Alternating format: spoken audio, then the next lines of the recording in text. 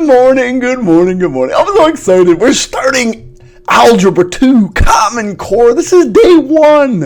The cool thing about this day is it's sort of all review. By the way, if you don't know who I am, my name is Mr. Krause. Ken Krause, Mr. Ken Krause. And my partner in crime is Miss Vicky Newman. Together we make NK Infinity. Now, why you say NK? What the heck does that say? Oh, it's really creative. Newman Krause. Newman Krause Infinity. And we just like infinity because it's kind of cool. It never ends. It's like math homework. It never ends. Math notes. Math class for some of you never ends. I know. That's probably why you're here. At any rate, we will be posting together. You'll mostly see my name, my voice, but it's mostly our work and her work put together. Some quality math stuff for you for all year long. But we will be putting notes for every single solitary lesson online. And you can watch these videos anytime you want. They're free of charge. There'll always be a little donate button up there if you're just feeling so inclined to donate to the cause, but that's okay. We don't care, actually. At any rate, if you have any questions, if you have any suggestions, feel free to contact me. You know, for example, I drink a lot of coffee. If you try to send me some sponsors, that'd be cool. But if you try to send me to like a coffee rehab place, we're going to have issues. We are going to have issues. But you'll see me drinking a lot of coffee, as a matter of fact. Okay. For all intents and purposes for today, I will be called Mr. Key. That's a key, K-E-Y. Because that's what we're doing today. Let's get started. You don't want to hear me rant and roll. Let's get started. Okay, so what do these diagrams mean? Well, this big diagram, since we're talking about relations and functions, relations would make up this circle. Now, why would relations make up this circle? And by then, this would be functions. By the way, I hate writing the word function, so if you're in my class, and I hope your teacher does this too, because you'll find out us math teachers are kind of lazy. We like to abbreviate F and C for function. So a relation is just a set of points. A set or collection of points. Well, I can have all kinds of points. As a matter of fact, I can have an infinite number of points. So that's why that circle is bigger. Now, that circle, in effect, could be as big as you want to make it, but since we only have a limited amount of tree space, we kind of limit it to that much. But we can make it as big as we want. As a matter of fact, functions can be infinite as well. Infinity! Oh, it's such a wonderful number. At any rate, functions are a little bit smaller than relations because they're very specific. A function, and let me put this in a little different color for you, is a relation. I want to make sure I get this right. I hate definitions, so normally I don't see me writing too many definitions because now I have to look down and make sure I don't forget a letter or a word.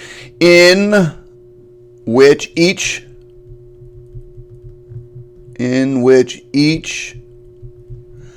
x, or in other words, input value,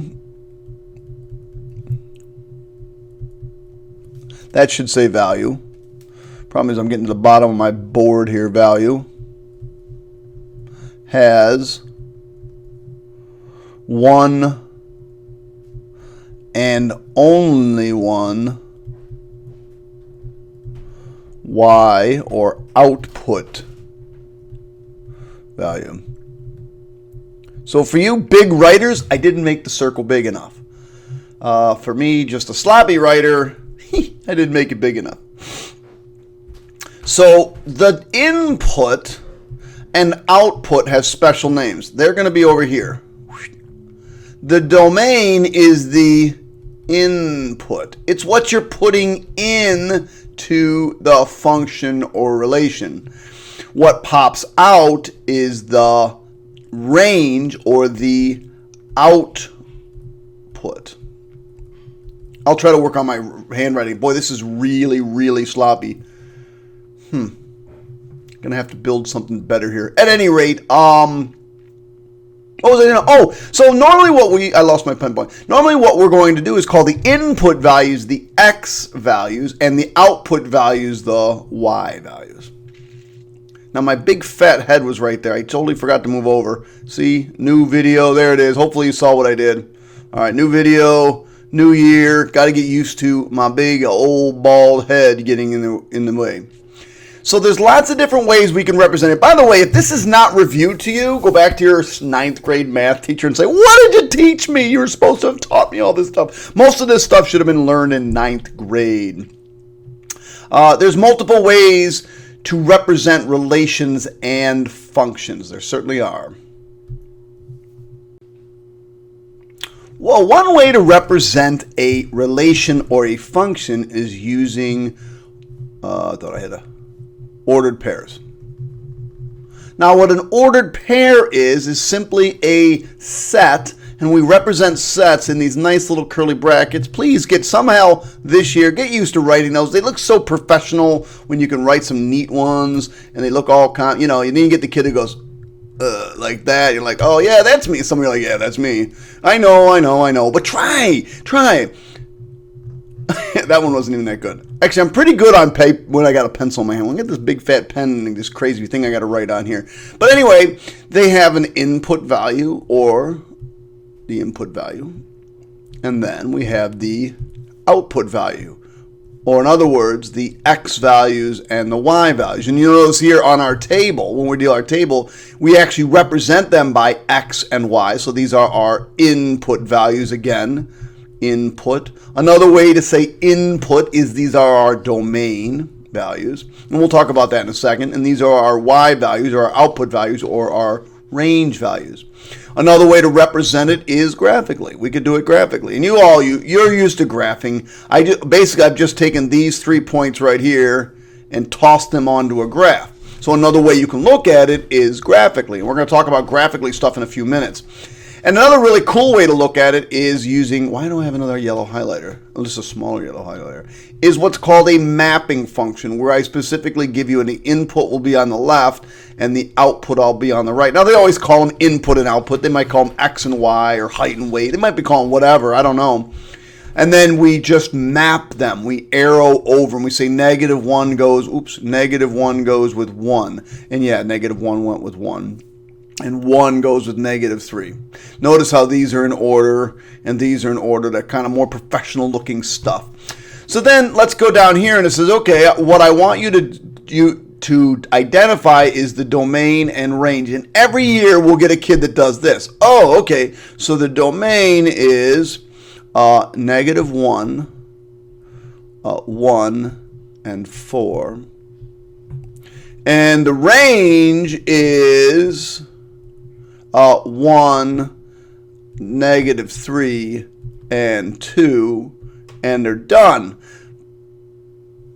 But are you really? Because, like, if I look at that and I go, oh, good, you listed 2 sets of numbers. What are they? You have to, and that's why we put this little note here for you, label them. You can't just write or create a list and not tell us what they represent. You have to say, oh, yeah, this is the domain, ding, ding, and this is the range. My next question says, if you're looking at your note sheets, and it's down here at the bottom, it says, which of these allow you to easily see the domain and range? So if I get rid of all my... Why is that not erasing? That should be erasing. It's not. Oh, there it is. Just didn't like me for a second. So if I get rid of all this extra stuff, all my extra stuff, and I say, which one allows you to look at the domain and range the easiest? Arguably, I would say that the table, because there's the domain and there's the range, and the mapping function really, they're just sitting there. Here, domain, here, range. This one is probably the worst, because you got to go, okay, the domain here is -1, 1, and 4. And if it's any bigger than that or small, And then this one, you got to remember, oh yeah, this one's the domain. This was the input value, and this is the output. I think if you're looking at the table or the mapping function, so I would write down table and mapping function probably right here. They're just the easiest ones to look at. Any other questions on this page? No, Dave, page 1 done. Let's keep going. Okay, somehow I got that on the wrong page. I don't know how I did it. So given the relations below, represent specified diagram, identify the domain and range. So we need to first we're going to do is graph. So you've done this a million times. We're going to graph this -3, -2, that's down here. -2, 2, that's up here. 1, -1, and 3, 1, 3, 1. So I've already said domain, so you can just put a list of numbers here. The domain here is -3, -2, 1, and 3. Domain, first value, input value, -3, -2, 1, and 3. The range are the y values, the output values, the second in these coordinates.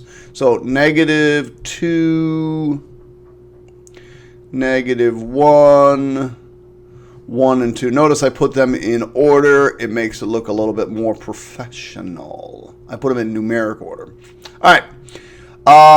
So here's my x and y in a table. I want to do it as a mapping function. So, well, these are going to kind of look very similar because the only difference between a table and a mapping function is, well, table's a lot easier, but 30, 40, 50, and 60 is I just have to draw arrows. Well, that goes with that, that goes with that, that goes with that, that goes with that.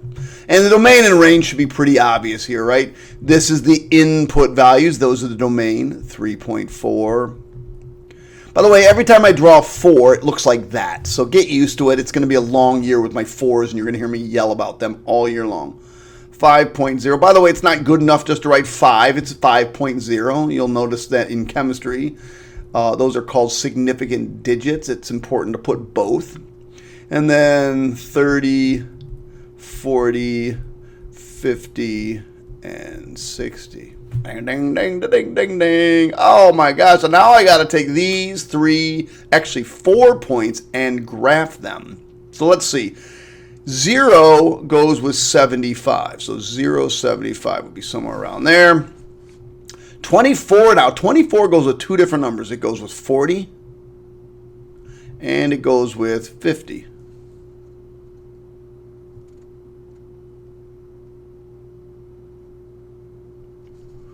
'24 goes with 40 and it goes with 50. I just noticed on my answer key I have a mistake on my answer key, so I have to fix that. And then let's go to 36. 36 goes to 38. 38, what, I got to guess? All right, it's a little less than 40. It's right here. So domain 0, 24, and 36. The range is going to be 38, 40, 50, and 75. So if you look at the next things, let's say it says determine if the relation is represented is for questions 1 through 3 are functions. Explain why or why not. So let's just go up and look at them and talk about them. Is this a function? Now remember, a function states it is a relation where every x value has only one y value. So -3 only has -2. Is there another -3 here? What you're looking for is repeating x values. If we have a repeating x value, then we do not have a function. So let's see, -2 only goes with 2. -2 doesn't go with anything else. 1 only goes with -1, and 3 only goes with 1. So when I come down here, I'd say yes, because, again, we're lazy. Each x has only one y value. Let's look at 2. 3.4 only goes to 30. 5 only goes to 40. 7 only goes to 50. And 9.2 only goes to 60. So yes, Again, same reason, because each x, I should write x value, has only, and it's important that it's only one y value. And finally, this last one, and here is the problem, and I think you probably already recognize. Here's the problem right here. Notice that 24 has two y values associated with it. And so this answer is no, because number 24 has two different y values. Wow, did I just forget? First of all, I made a U. So VALUES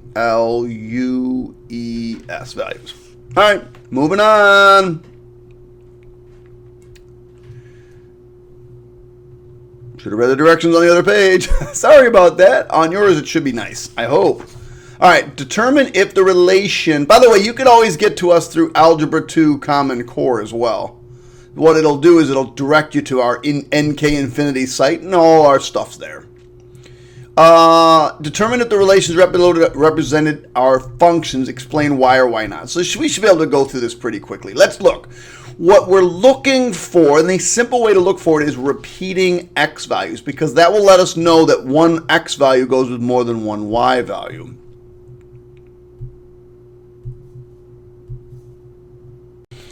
Sorry about that. Had to take a little break. Get some more coffee. Don't judge. It's Dunkin' Donuts coffee. Delicious. Anyway, let's see. 1.1 only goes with 2. No other 1.1s. 3. I only see 1 3, and it only goes with 2.5. I only see 1 5. It only goes with 7. And I only see 1 10.65. So this is yes. It's a function. All x values, for every x value, there's only one y value. I'm not going to write that down, mostly because my penmanship's horrible. Let's go over here. All right, I see a 120 here. It goes 991. Ah, look at this. Another 120. So 120 goes with 988 and 991. Any others that have a problem? Nope. So no. And then this one's because since 120 has two y values. Pretty simple stuff, right? Let's see.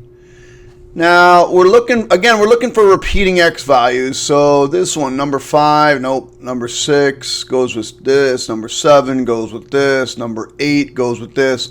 Number 9.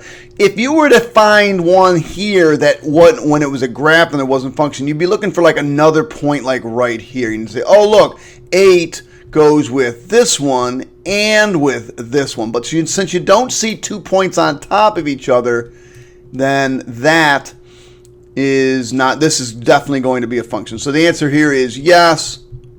And then there's no repeating x values, or each x value has one and only one y value. Let me move this over so my big head gets out of the way.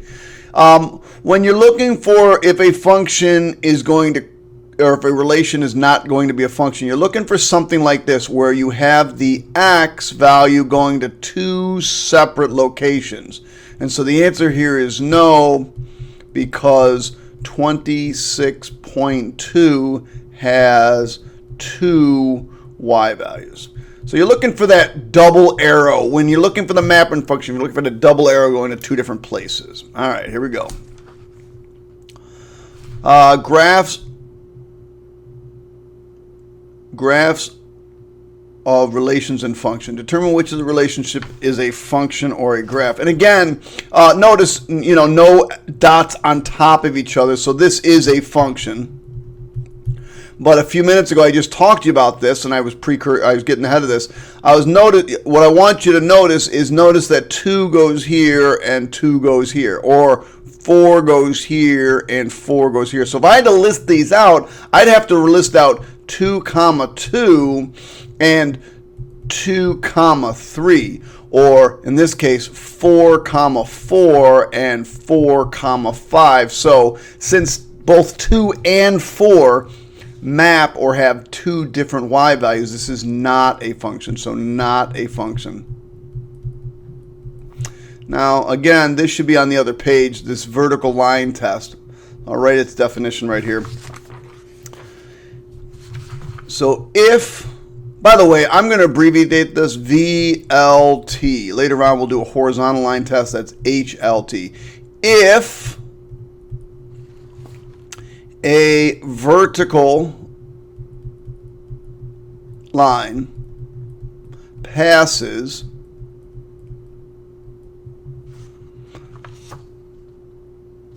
I don't like passes. Let's say intersects. We should use real good words, real good math words. Yeah, we got to use those real good math words. Intersects. Holy mackerel! I got to work on my penmanships. The graph only once, only one time, then the relation is a function. Now you have to know vertical line test. A vertical line is a line that goes straight up and down. All right? It doesn't look like the horizon out there. It goes straight up and down. So this is a very, very simple test to determine whether or not you're looking at something and saying, hey, is that a function? So can you draw vertical lines in, one vertical line in, and hit the graph more than once? In this case, no, I could draw vertical lines all day. I'll only ever hit the graph one time. No matter how many vertical lines I draw, I only hit the graph one time. So this is a function. If I draw vertical lines in here, I only hit the graph once. So this is a function. Here, yes, it's a function. Yes, it's a function. Yes, it's a function. Yes, it's a function. Yes, it's a function. Yes, it's a function. Whoa, wait a second. What happened here? I drew a vertical line in, and I hit that point, and I hit that point.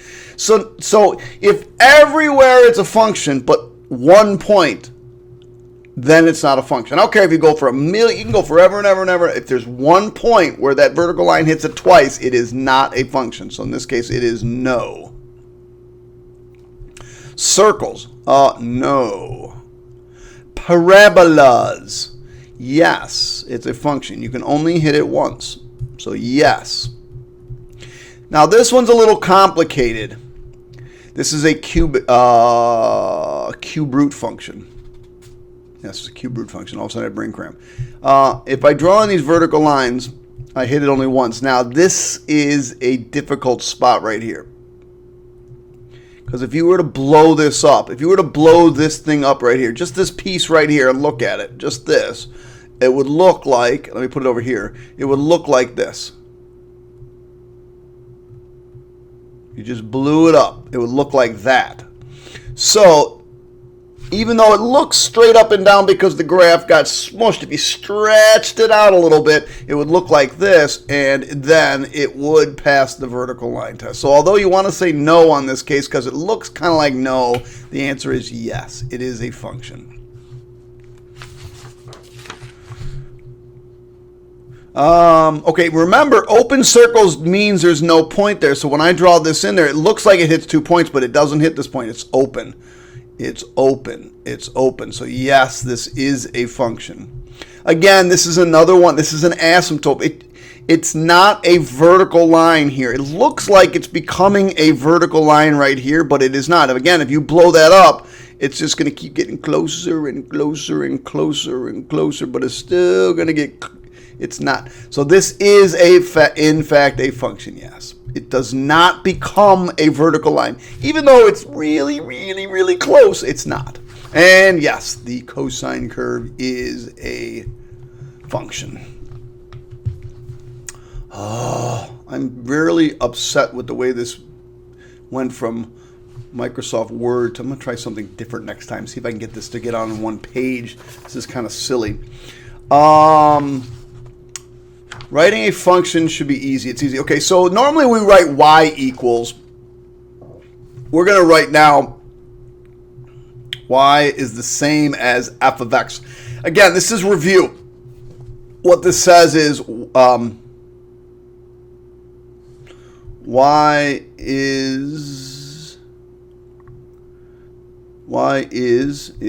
a function of x. Y is a function of x. So we're going to write it in f of x notation. This is read f of x. That's how it's read. The functional value at x, f of x. So write a linear function. It didn't write a linear equation. It said write a linear function. So you know those are all normally in the form of y equals mx plus b, where m is the slope and b is the y-intercept. But we're going to write this in function notation. So we're going to write f of x equals. Now our slope's -3, so that's -3x and a y-intercept of 4 plus 4. All right, I need to take a quick break. I'll be right back. So just real quick, I mean, this is just basic stuff. I don't know what happened to my screen. Here we go. All right, there we go. Oh, it's not working. There we go. So if I need to write each of these a function, what I'm going to do is I'm going to write it without y. I'm not going to write it as y. I'm going to write it in function notation. F of x is equal to the absolute value of x plus 8 minus 2. F of x is equal to x squared minus 4. F of x. Oh, wait a second. Ha. This is not a function written in x. It's written in t. So I have to be careful here. F of t is equal to 10 to the t. So you got to be very careful on that one. In this case, the independent variable was not x. It was t. So I had to be careful. All right. Evaluating functions. Oh, all right. So I want to evaluate f of 5. So I'm going to write f of 5. Now, notice what was here. It was an x. So everywhere I see an x, notice I said I want to use parentheses with angry eye emoji. I want to use parentheses, so I'm going to put parentheses with a 5 plus 7 or plus 17, because what's going in for x is 5. So notice x is here and it goes in for this. X is here, it goes in for this. Again, this should be review from 9th grade Algebra 1, but you know, that was like 2 years ago, so we'll take it as if you've forgotten. 5 plus 17 is 22. We'll get past that one. Now, I always sub in. By the way, it doesn't matter what letter you use. Normal mathematicians, because we're really cool, we like to use F, G, and H. But because my name's K, Krause, sometimes I like to use K because that's cool. What? Oh, it's cool.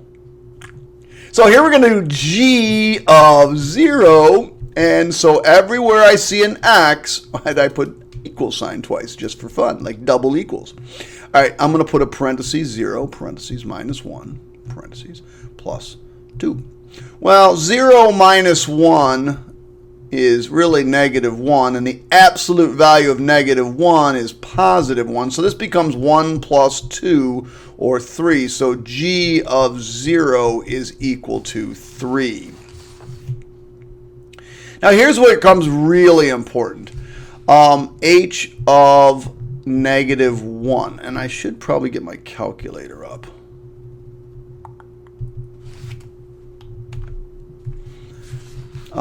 And so what I'll use is -1 squared plus 7. Hold on.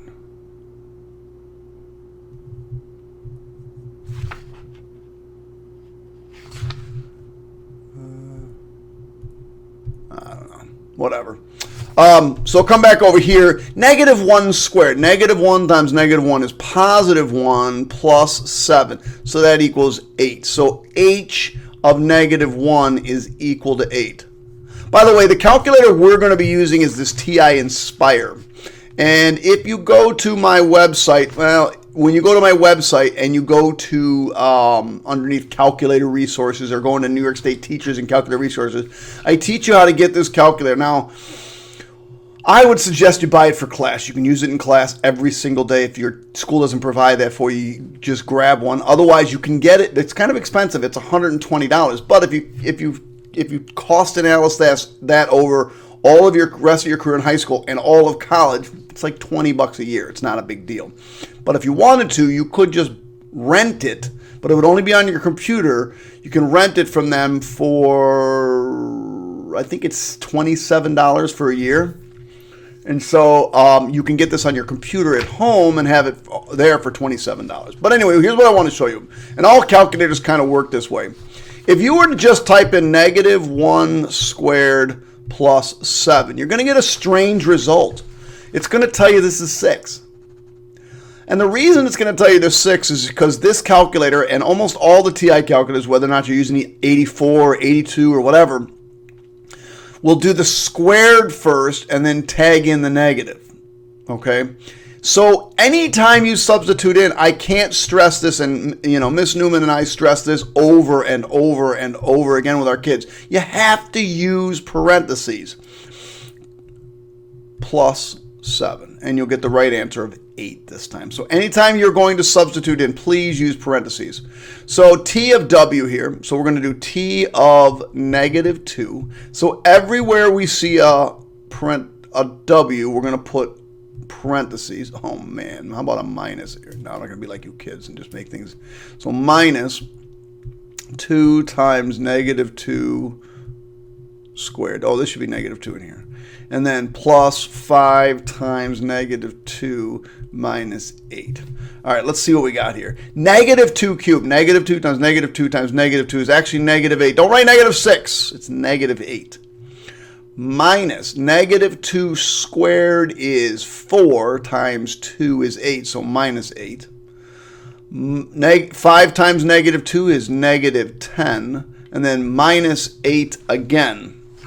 So -8, -8, -10, -8, that's -34. Now I could check it using my calculator. I could do -2. Now this button right here, over here, off to the left, that one right there is for 3. But notice I'm still in exponent mode. The only time you're not going to be in exponent mode is if you use the squared button. Like if I just start typing now, notice I'm still in as an exponent. So you have to hit that right arrow to get out of exponents. Notice how the line got longer. See, shorter, longer. Forgot what else was got. -2 parentheses. So -2 parentheses, -2 parentheses, squared automatically. I'm okay. I'm back in not exponent mode. Plus 5 parentheses -2 minus 8. -34. Another way to do this is to use this stow feature right here. See this feature right here? It's called stow. We're going to use that feature. So I could say -2. And notice stow's in blue, so I'll do control bar, and what was the variable we used? W. So we'll call it W. So what we're doing is saying take -2 and store it into W. So now anytime I type W, I get -2. 3W. I get -6 because that means 3 times W. So now I could type it in as just as it appeared. W cubed, get out of cube mode, minus 2W squared plus 5W minus 8. -34. It looks, and you can look at it, it looks exactly like the problem originally, but we stored in -2 in for W. Another way to do it. All right. So let's evaluate each of the functions from above. So f function says we're going to add 17. So f of 3 is equal to 3 plus 17. Oh, that's easy. That's just 20. The g function, I'm going to look down at my notes. The g function was g of 3 is equal to the absolute value of 3 minus 1 plus 2. Well, 3 minus 1 is 2, and the absolute value of that is 2, so this would be 4. H of 3, now that was when we did, let's see, what is the h function? T squared plus 7. So 3 squared plus 7, that would be 9 plus 7, which is equal to 16. And t of 3, oh man, so we got to do, so t of 3, I'm going to run, oh, my big head's in the way here. All right, so I'm going to do it up here. T of 3 is equal to, let's see, I got to look down at my notes now because I can't see it. 3 cubed minus 3 squared plus 5 times 3 minus 8. Let's see. This 3 cubed, 3 times 3 times 3, that's 27. Again, I might just use my calculator on this. Minus 3 squared is 9. 9 times 2 is 18. 5 times 3 is 15. Minus 8. Let's see. 27 minus 18 is 9. 9 plus 15 is 24. 24 minus 8 is 16. Let me just check. Ooh, I got it.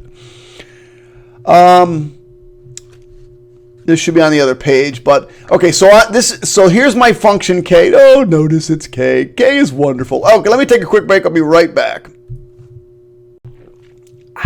Took a little drink of coffee. Anyway, I have to take those breaks. If I go too long, sometimes the audio gets out of sync with the video, and that looks kind of funny. So here's my k function, all defined out for me. Let me highlight it in blue like this. Here's my k function.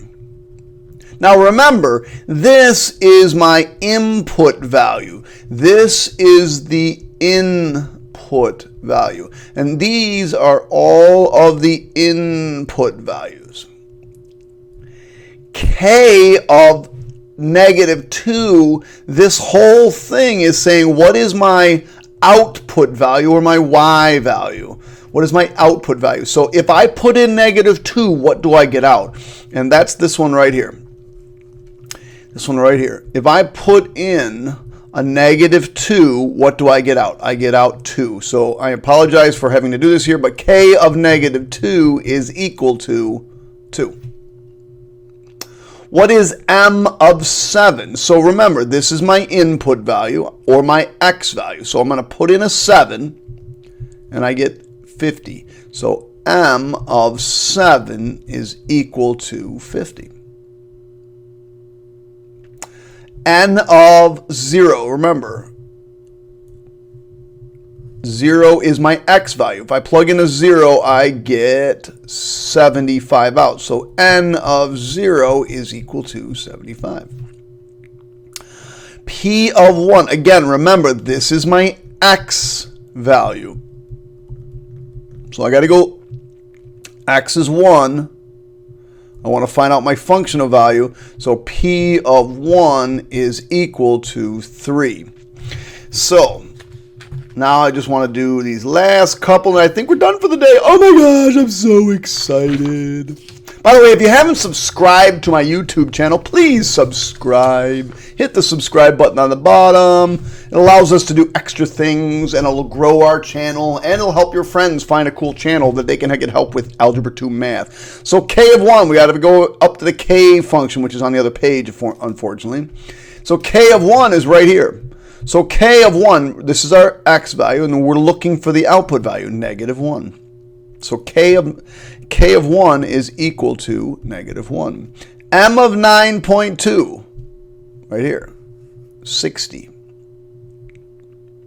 This shouldn't have been too much of a challenge for, I hope, most of you. 60, 24.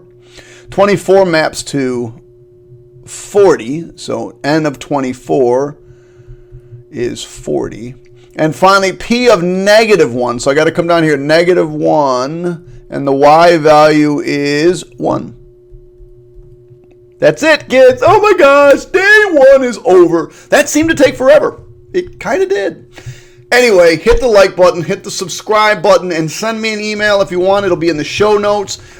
You can let us know what you like, what you don't like, what you'd like to see. And don't tell me more hair, because it ain't going to happen.